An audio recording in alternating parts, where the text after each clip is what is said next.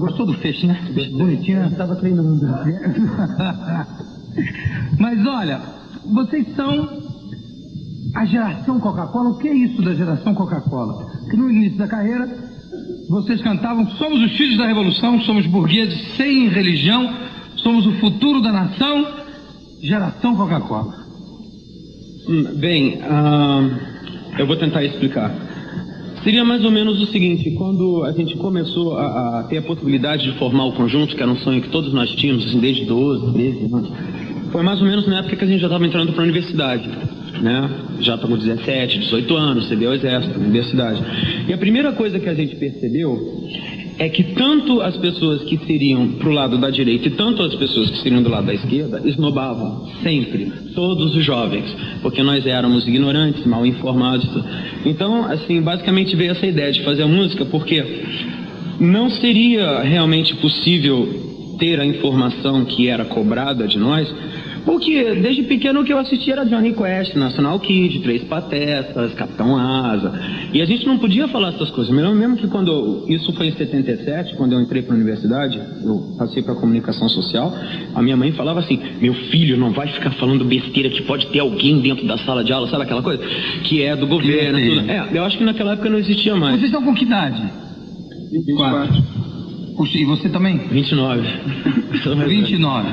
Vocês todos são de Brasília, não é isso? Sim. Quer dizer que havia uma cobrança, isso é engraçado, havia uma cobrança à falta de informação cuja eles proibiam o acesso. Eu não sei nem se seria uma proibição. Não, acho que as pessoas aí, talvez... dizer, eu não sei exemplo, se eles pensaram nisso, mas realmente, assim, eu acredito que hoje a gente não tem informação. Não, mas e naquela época a gente tinha muito menos. Então eles vinham e falavam: você não conhece o Brasil, você não sabe, você nunca ouviu falar de Cinha Batista e Noel Rosa e uma série de coisas que eu estaria disposto a conhecer e tudo. E tinha algumas coisas que eu conhecia por causa dos meus pais. Mas em geral, assim, o grosso da cultura popular brasileira mesmo é totalmente desconhecido. Não, mesmo sem falar em cultura popular, quer dizer, eu estou falando isso pelo seguinte: a maioria dos jovens hoje não tiveram acesso, quer dizer, a não ser aqueles que vão cavucar, porque você tem vontade, tem sede de conhecimento, você vai lá e quanto mais proibido, mais você cavuca. Mas a maioria dos jovens, por exemplo, no colégio, você fala com coluna Prestes, o pessoal, os jovens hoje com 24 anos, com 25 anos, pensam que a coluna Prestes era uma coluna que ele escrevia no jornal. Porque se fala em colégio, se falava da coluna Prestes assim, passando, quer dizer, havia muita informação que era um pouco surrupiada. Na minha época não falavam disso. Nem na falavam. Minha falavam. Não. Eu não peguei política no colégio só uma vez e o professor sumiu. Foi isso na 8ª série, mas ele sumiu por causa de uma briga. Mas eu me lembro bem, teve um debate sobre Lutero, né? Martin Luther, protestantismo, essas coisas, e foi assim: depois a gente soube que o diretor veio chamar o professor. Esse cara era comunista. Por aí. Não, mas eu tô falando mais no sentido assim, da cultura popular trivial mesmo, daquela coisa do dia a dia. E a gente eu principalmente era muito esnobado por causa disso, porque a informação que eu tinha era Jetsons, entendeu? Manda-chuva, essas coisas eu conhecia, mas quando eles me perguntavam, a única coisa assim brasileira de televisão, por exemplo, que eu me lembro, era o Vigilante Rodoviário. Que eu gostava. Mas assim, em geral... Como era o nome do cachorro do vigilante? Eu não me lembro. Vigilante rodoviário? Como era o nome do cachorro? Estou mal informado. Não era o Ritintim. Lobo. Lobo? Informação sobre Lobo. Mas aí a gente fez... Não, mas aí então a gente fez essa música, que não era necessariamente falando da gente, né? Mas falando justamente falando de toda uma geração. Agora, deixa eu apresentar aqui, claro, que já estão fartos de conhecer, o Renato Russo, né? O Dado e o Marcelo Bonfá. Tá? Uma salva de palmas aqui, por favor.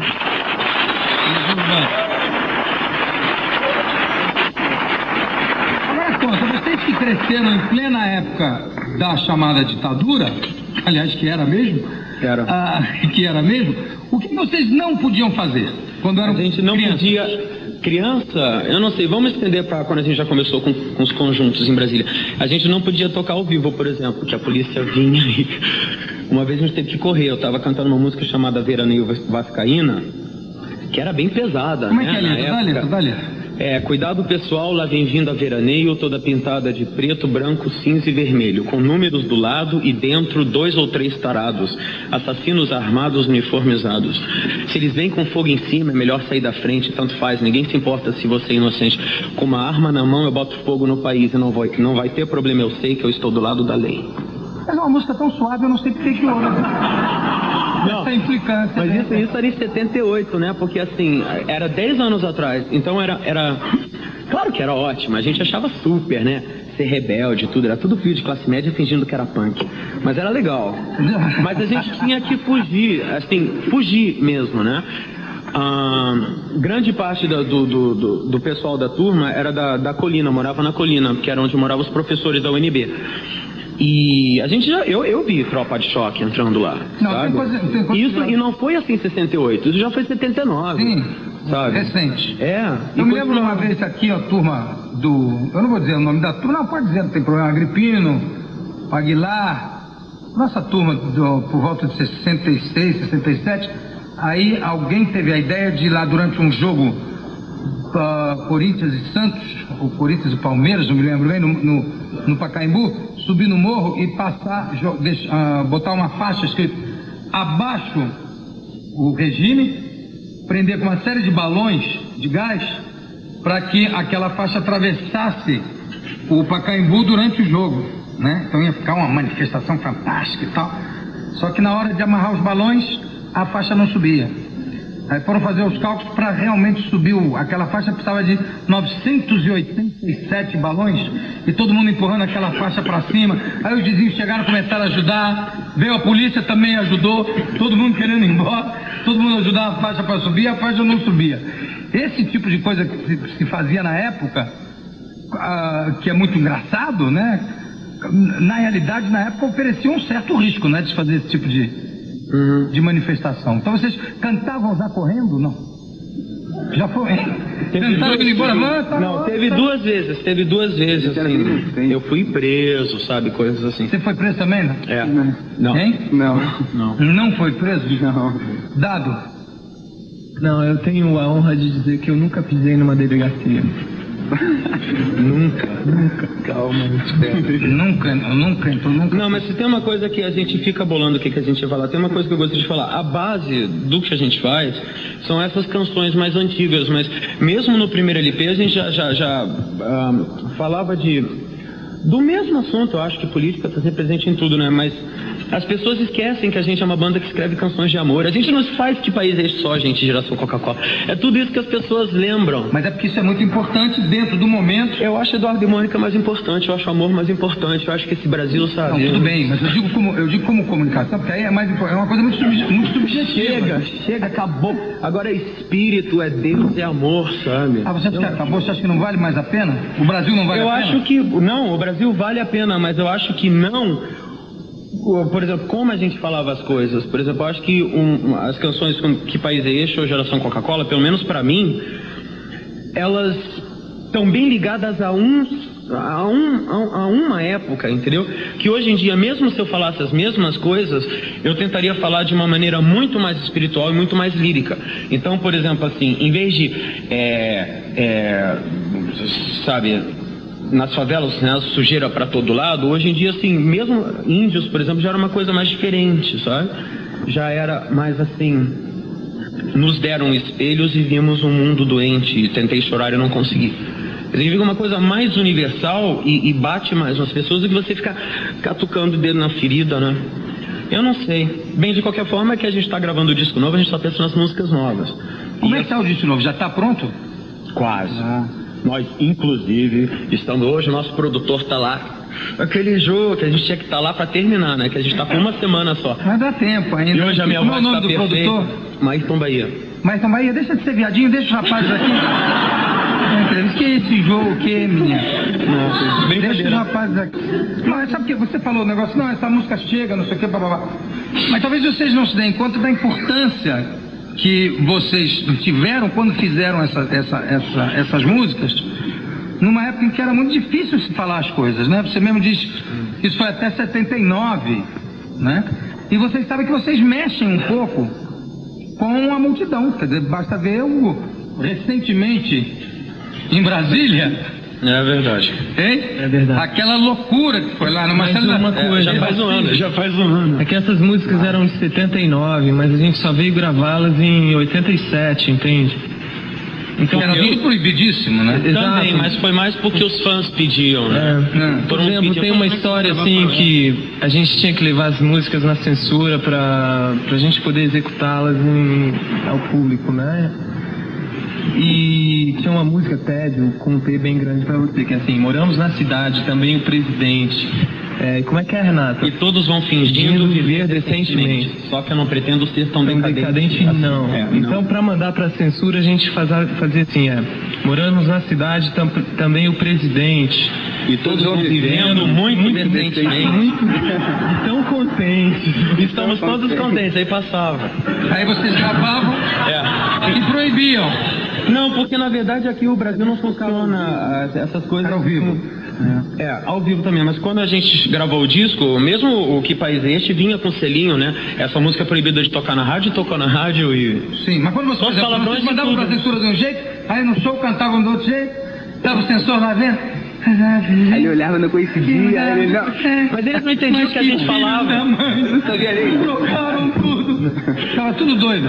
Na verdade, eles não entendiam o que a gente falava, né? Nem o pessoal da nossa idade. Era só os muito doidões, assim, é que gostavam barulho da gente. Assim. Agora, como é que foi o negócio do tumulto em Brasília? Fala um pouco disso, que apesar de ter um ano já... Assim.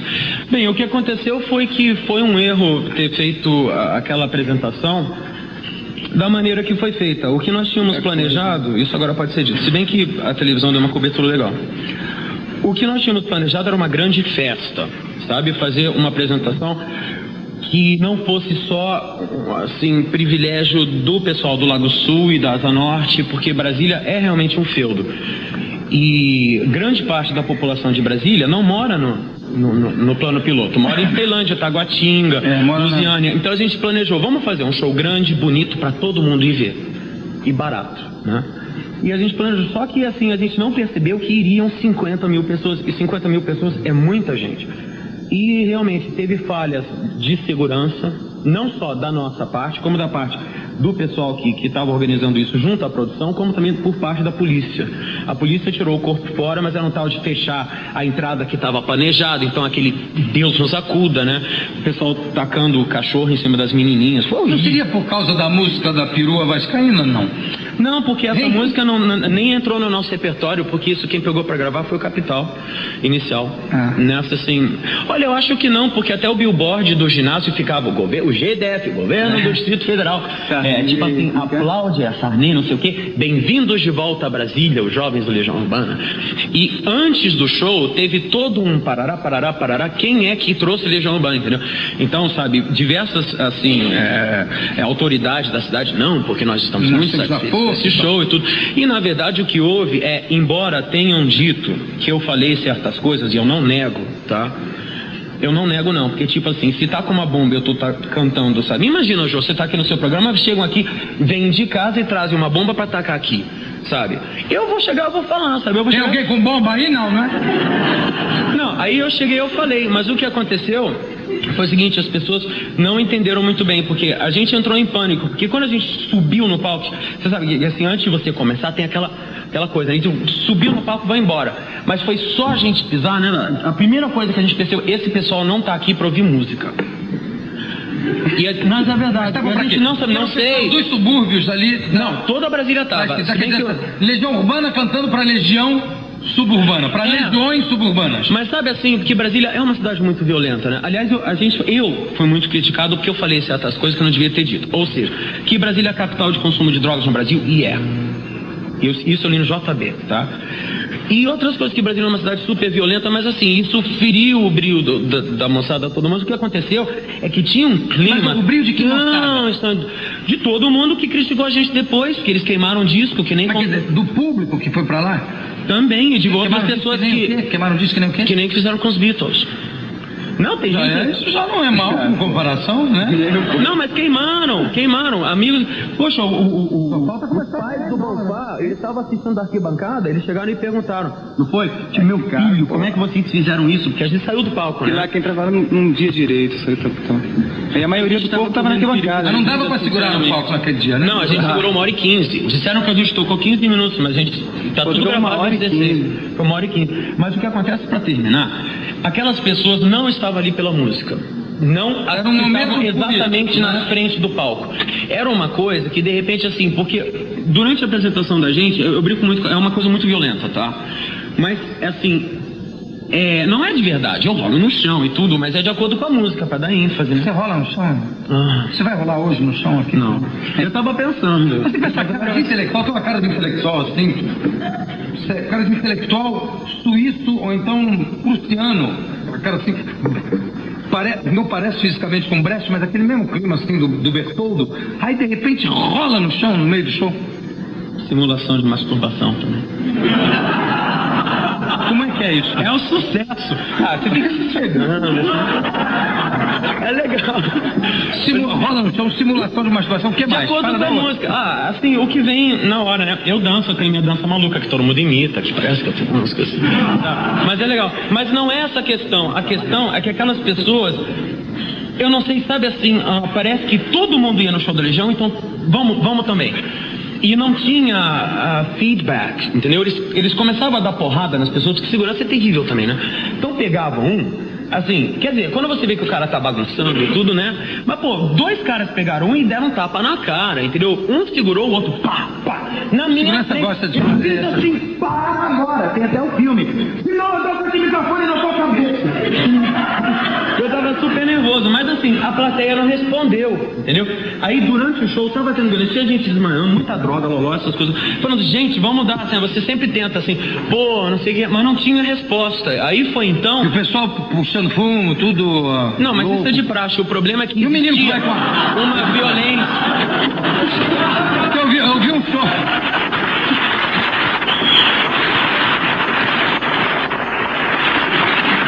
Eu vi um show de rock no Cine Bruni, no Rio. De repente levantou um moleque de uns 14 anos. Disse assim, pessoal, vamos parar de puxar fumo aqui em volta, que eu vim com a minha avó, a velha já tá doidona aqui. A velhinha no meio. Mas essa música é ótima. Doidíssima. Quer dizer que você teve que ameaçar a segurança lá pra parar de bater? Não, isso foi um dos episódios. Teve simulação de masturbação nesse show? Não. Vai ter hoje aqui, não. Não, você estraga surpresas, né? Poxa, se a gente já... Não, é brincadeira, não falei nada. Como é o nome do disco novo? As 4 estações. Que o rapaz está esperando lá vocês assim, tcham. Calma, viadinho, eles já vão sair daqui já. As 4 estações? Sim. E vai abordar temas ecológicos também? Não. Você falou do índio? Não vai. Não. Porque a gente tem umas manias bem... A gente é bem chato, na verdade. Então a gente já fez uma música chamada... Obrigado. Não concordo mesmo. A gente já fez uma música chamada Fábrica, né? E eu acho que já entende? Então agora a gente prefere fazer outras coisas. E AIDS? Vamos falar sobre AIDS? Tem alguma... Vai, eu não queria, mas a gente vai. Você não queria por quê, né? Porque é uma coisa muito difícil pra mim. Assim, porque, assim... porque é uma coisa tão chata, né?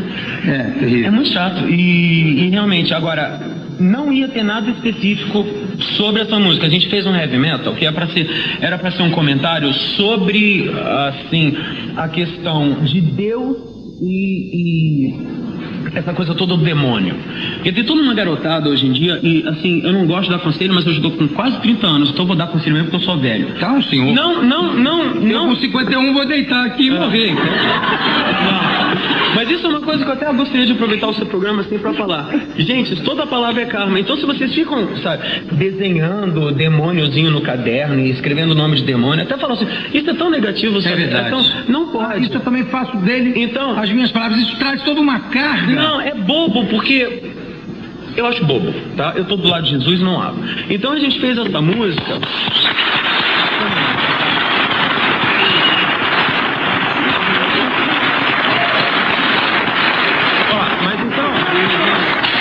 A gente fez essa música que era pra ser um comentário sobre isso, que de repente você pode curtir o heavy metal, mas não precisa brigar com essas coisas, assim, sabe? Que de repente são, assim, você não sabe com o que você tá lidando. Eu acho que hoje em dia, nos anos 80, entrando pros 90, tem tanta energia por aí que eu realmente, não dá pra saber com o que a gente tá lidando.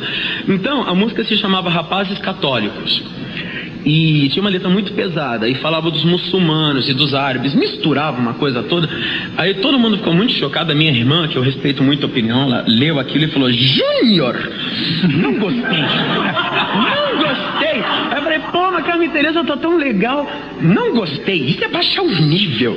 Aí eu falei assim: pô, sacanagem, né? Aí a gente ficou com aquela música, aí eu tive uma outra ideia, né? Aí eu fiz uma música, assim, que todas as pessoas sempre cobram pra a gente fazer músicas em inglês. Porque assim, não, vocês cantam tão bem em inglês e tudo, que vocês não fazem coisa em inglês.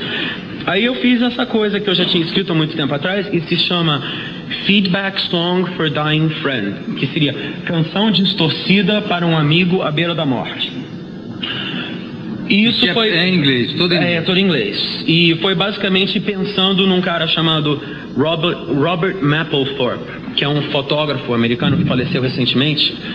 E é um cara que eu respeito muito, é um cara muito legal, que ele fazia umas fotos, assim, do mundo gay em Nova York, sadomaso, mas assim, um cara super fabuloso. E também pensando em todas as pessoas, eu já tive 2 amigos que morreram, sabe? É muito chato. E, sabe, também o Cazuza. Terrível, covarde. Sabe? Não, é bobo porque, assim, você fica, né? Aí eu fiz essa música. Agora, eu acho que as pessoas não vão entender muito que ela foi escrita como um soneto shakespeariano. Então é aquela coisa, apazigue a fronte úmida do jovem mancebo. Seria por aí o inglês, entendeu? É assim, é só 2 frases para vocês sentirem, assim. A tradução acho que vai vir no disco. Mas as 2 primeiras frases seriam: Soothe the young man's sweating forehead, touch the naked stem held hidden there. Entendeu? Aí isso, mas com o maior peso. Aí vai ser super legal. Aí depois no meio vai virar uma música árabe, que é a ideia original de fazer os rapazes católicos, né? E essa briga de muçulmano, que tinha uma frase que era o seguinte: acho que vou ter que te matar por causa do teu Deus. Só que eu não preciso aprender com os muçulmanos, que os cristãos já fazem isso há muitos anos, entendeu? Só que eu não ia colocar isso, mas acabou que no final a gente vai colocar só a música, porque eu adoro a cultura árabe. Eu acho assim, acho que é uma coisa incompreendida. Eu acho que assim como eles não conhecem a gente aqui, sabe?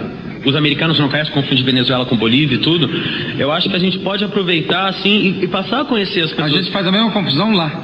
Eu sei. Na verdade, isso foi um toque do nosso produtor, porque foi justamente na época do Salman Rushdie e da coisa do Ayatollah, então a gente ficou meio com medo. A gente tá acabando de ler o livro. Acabando de ler o livro do Aliás, não posso nem dizer isso em público, tem muçulmano aí vendo, vou ficar enlouquecido, vou ficar louco. Mas o livro, aliás, tem um senso de humor, ele tem uma abordagem, um senso de humor, assim, estranho. Mas certas coisas assim, né, assim, sei lá, você acaba ferindo a sensibilidade das pessoas. Eu sou contra matar qualquer pessoa, mas de uma certa forma eu entendo, sabe? Agora, eu acho que, assim, é um caso extremo, você não vai sair matando todo mundo. Mas eu acredito o seguinte: a gente está civilizado, está nos anos 80, mas a gente não pode esquecer o que nós já fizemos, tá? Nós, brancos, assim, descendentes de europeus, tudo que a gente já fez com os índios, já fez todo mundo, entendeu? Então é muito simples chegar hoje em dia e condenar. É bárbaro, assim, são os bárbaros, não sei. A gente sempre fez a mesma coisa. Mas aí vai matar um. Eu acho horrível. Ameaçar de morte. Eu acho horrível. Eu acho. É terrível você ver que terrível. Uma civilização que está nesse período, ainda está no estágio. Mas joias crianças no Brasil não precisa nem escrever livro, já está morrendo. Não, evidente. Mas aí é uma condição terrível, como está morrendo gente no próprio Irã, e morrendo gente no mundo inteiro de subnutrição, de fome, de miséria, né? Mas eu acho que isso não justifica o fato de repente você condenar à morte um sujeito que escreveu um livro que não tem nada. Eu sei, mas condenar à morte... Não, né? Mesmo que tivesse. Mas a minha posição seria que condenar a morte é errado em todos os sentidos. Tanto do Rushdie como, de repente, sabe, o Miguelzinho que está com 5 anos de idade está morrendo de fome. 6. Também, claro, que é evidente. A brutalidade é a mesma. Você vai votar em quem? Eu não tenho candidato. Você já tem? Eu não tenho ainda. Se eu tivesse, também não dizia. Então não dizia ainda. Mas você diz. O que você vai votar? Eu não sei direito ainda, mas... Você vai votar em quem? Ainda não sei. Vai votar em quem? O voto é secreto, mas... Mas é secreto só lá na hora, aqui você pode dizer. O que é embaraçoso? Eu não sei ainda, eu acho que eu acho que a posição do artista, inclusive, quando você fala que vai votar em alguém, você leva pelo menos 10 votos. E esses 10 votos depois podem te cobrar, quer dizer, é uma posição, acho que a posição do artista é muito mais anarquista, uma posição muito mais anarquista de poder criticar, inclusive em quem você votou 10 dias depois. Mas se você leva alguém a votar em alguém, fica aquela responsabilidade. Eu estava falando hoje à tarde numa entrevista coletiva, o cara depois assim, esse gordo me fez votar nesse cara. Gordo, sem vergonha. Mas eu já tenho candidato, sim. Então quem é? Fala. Eu não vou dizer não, mas quem me conhece sabe quem é. É? Vou fazer uma coisa, vou te pedir agora o seguinte, vamos tocar um pouco, porque a gente está num papo aqui enorme, e todo mundo ali esperando para vocês tocarem. Só que tem uma surpresa, a gente não vai tocar porque a gente está meio desfalcado, a gente está sem baixista. Então primeiro eu vou fazer uma pequena surpresa dedicada ao seu programa, a 1 ano do programa, a você. Muito obrigado. E depois a gente faz um jam. Maravilha, assim, então. Tá? Aí a gente toca aqui País Eixo, que tá antigo, mas a gente ainda pode ter. Mas o país continua o mesmo. Mas que nada vai melhorar, sabe? Eu tenho a maior fé. Vai melhorar muito. Evidente que vai. O processo eu sinto, é lento, mas eu não consigo explicar na cabeça, mas eu sinto. Eu acho também.